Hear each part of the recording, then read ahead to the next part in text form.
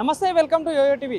So Telangana రాష్ట్రంలో రోజుకొక దీక్షలు అయితే స్టార్ట్ అవుతున్నాయి। ఏది చూసుకుంటే ఈరోజు అసెంబ్లీ ముట్టడికి అయితే పిలుపునియడం జరిగింది। పీడీఎస్యూ నుండి పీవైఎల్ నుండి కూడా ఏదైతే ఉద్యమకారులు కానీ అటు చూసుకుంటే ఈ పీడీఎస్యూ నాయకులు కూడా ముట్టడికి అయితే పిలుపునిచ్చారు। ఏది చూసుకుంటే అటు ఫీజు రియంబర్స్మెంట్ అటు స్కాలర్షిప్ పెంచాలని కూడా వాళ్ళు ప్రధానంగా అయితే పెండింగ్లో ఉన్న స్కాలర్షిప్లు ఫీజు రియంబర్స్మెంట్ ఇవన్నీ క్లియర్ చేయాలంటూ కూడా వాళ్ళు ప్రధానంగా డిమాండ్ చేస్తున్నారు। అండ్ ఇంకో విధంగా చూసుకుంటే 30% నిధులు విద్యాశాఖకు కేటాయించాలని కూడా వాళ్ళు ప్రధానంగా డిమాండ్ చేస్తున్నారు। ఇంకోటి ఏదో చూసుకుంటే జాబ్ క్యాలెండర్ తక్షణమే రిలీజ్ చేయాలి, లేకపోతే దీని ముందు చర్యలు మరీ ఘోరంగా ఉంటాయని కూడా వాళ్ళు ప్రధానంగా డిమాండ్ చేస్తున్నారు। సో చూసుకోవచ్చు ఈరోజు అసెంబ్లీలో విజువల్స్ పోలీసులు కూడా భారీ ఎత్తున కూడా బందోబస్తు మోహరించారు। అటు చూసుకుంటే పకడ్బందీగా ఏదైతే చూసుకుంటే అసెంబ్లీ సమావేశాలు జరుగుతున్నాయి కదా లోపల, సో ఎలాంటి అంతరాయం జరగకుండా కూడా పకడ్బందీగా పోలీసు వ్యవస్థ కానీ ఇదంతా గట్టి బందోబస్తు అయితే మోహరించారు। ఇక్కడ ఏది చూసుకుంటే అటు బీజేపీ మోర్చా మహిళా మోర్చా కూడా దీనికి మద్దతు తెలుపుతున్నారు। అటు బీజేపీ మహిళా మోర్చా ఇంకోటి పీడీఎస్యూ ఈ సంబంధించిన విభాగాలన్నీ కూడా ఇక్కడ అసెంబ్లీ దగ్గరకు వచ్చి ముట్టడికి అయితే ఈరోజు పిలుపునియడం జరిగింది। రాష్ట్రంలో జరుగుతున్న మహిళల పట్ల అత్యాచారాలు కానీ ఏదైతే చూసుకుని అన్యాయం కూడా దీనికి ఉద్దేశించుకొని కూడా అటు బీజేపీ మహిళా మోర్చా తరఫున కూడా దీనికి పిలుపునియడం అయితే జరిగింది। సో వేచి చూడండి, ఇప్పుడు మరి కొద్దిసేపట్లో వస్తున్నట్టు కూడా మనకు సమాచారం అందింది। నిధులు కేటాయించాలని డిమాండ్ చేస్తా ఉన్నాం। ఈ రాష్ట్ర ముఖ్యమంత్రి 7 నెలలైంది ఈ రోజు గద్దెనెక్కి, కానీ విద్యారంగం పట్ల చిత్తశుద్ధి లేదు। మొత్తం విద్యారంగానికి తక్కువ నిధులు కేటాయించడం ద్వారా ప్రైవేట్ కార్పొరేట్ విద్యా సంస్థలకు ఈ రోజు వీళ్ళు మొత్తం కూడా కొమ్ముగాస్తున్న పరిస్థితి ఉంది। అదేవిధంగా జాబ్ క్యాలెండర్ కూడా దాడివేత ధోరణి అవలంబించారు। మొన్నటి దాకా నిరుద్యోగులు ఆందోళన చేస్తే మేము జాబ్ క్యాలెండర్ ఇస్తామని చెప్పేసి మాట్లాడదు, కానీ ఈ రోజు మాత్రం అసెంబ్లీలో ఈరోజు మేము త్వరలో జాబ్ క్యాలెండర్ ఇస్తామని చెప్పేసి మాట్లాడుతున్నారంటే ఇది విద్యార్థులు నిరుద్యోగులు మోసం చేయడం అని చెప్పేసి మేము పీడీఎస్ పీఎల్ విద్యా సంఘంగా డిమాండ్ చేస్తూ ఉన్నాం। మా సంఘం మీద ఈరోజు అనేకమైన పోలీసు నిర్బంధాన్ని ప్రయోగించారు, అక్రమ అరెస్ట్ చేస్తా ఉన్నారు। ముఖ్యమంత్రి గారు ప్రజాపాలన అంటే ఇదేనా అని చెప్పేసి మేము ప్రశ్నిస్తా ఉన్నాం। కాబట్టి వెంటనే విద్యాశాఖ మంత్రి వెంటనే నియమించాలి, విద్యారంగానికి నిధులు పెంచాలి, అదేవిధంగా జాబ్ క్యాలెండర్ విడుదల చేయాలి। మొత్తం ప్రభుత్వ విద్యారంగ మొత్తం సమస్యలతో సతమతమవుతా ఉంది, కాబట్టి వెంటనే విద్యారంగం మీద దృష్టి పెట్టాలి।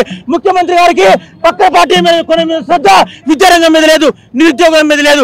కాబట్టి మేము ఒకటే డిమాండ్ చేస్తా ఉన్నాం, విద్యార్థులు నిరుద్యోగ సమస్యలు పరిష్కరించకపోతే మొత్తం మళ్ళీ నిన్ను గద్దె దింపేదాకా విద్యార్థులు నిరుద్యోగులు పోరాటం చేస్తారని చెప్పేసి ఈ సందర్భంగా మేము డిమాండ్ చేస్తా ఉన్నాం।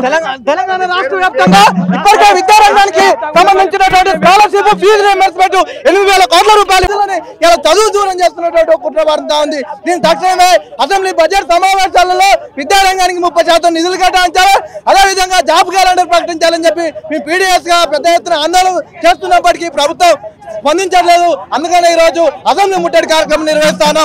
లేని ఏడో భవిష్యత్తులో పెద్ద ఎత్తున ఆందోళన కార్యక్రమాలు చేపడతామని చెప్పి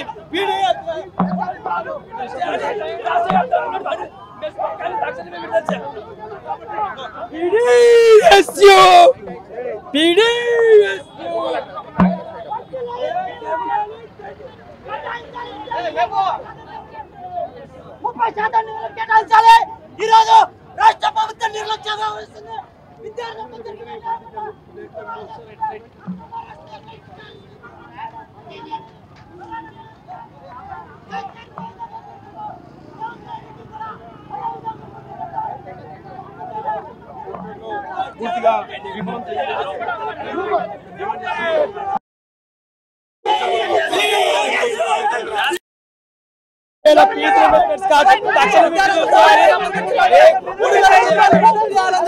ఈరోజు అసెంబ్లీ ముట్టడి నిర్వహిస్తాను।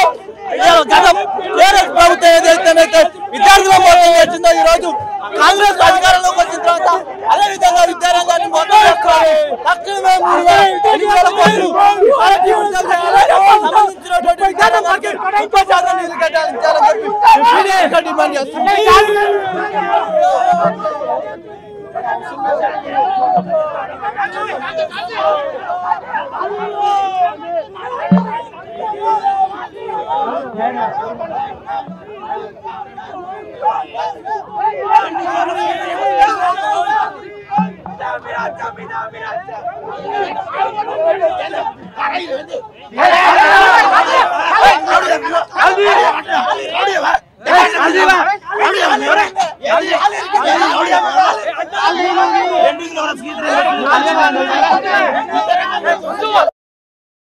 సో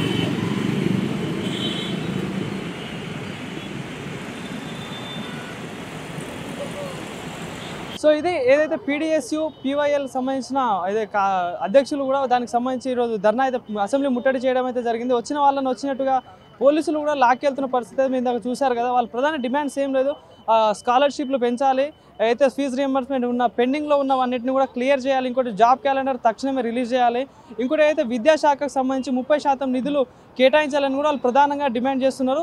సో ఇందాక మీరు విజువల్స్లో చూశారు కదా, వాళ్ళని వచ్చినట్టు కూడా వాళ్ళ డిమాండ్స్ ఏంది వినకుండా కూడా వచ్చిన వాళ్ళని వచ్చినట్టు లాక్కెళ్తున్న దృశ్యాలు కూడా ఇందాక మీరు విజువల్స్లో చూసుకోవచ్చు.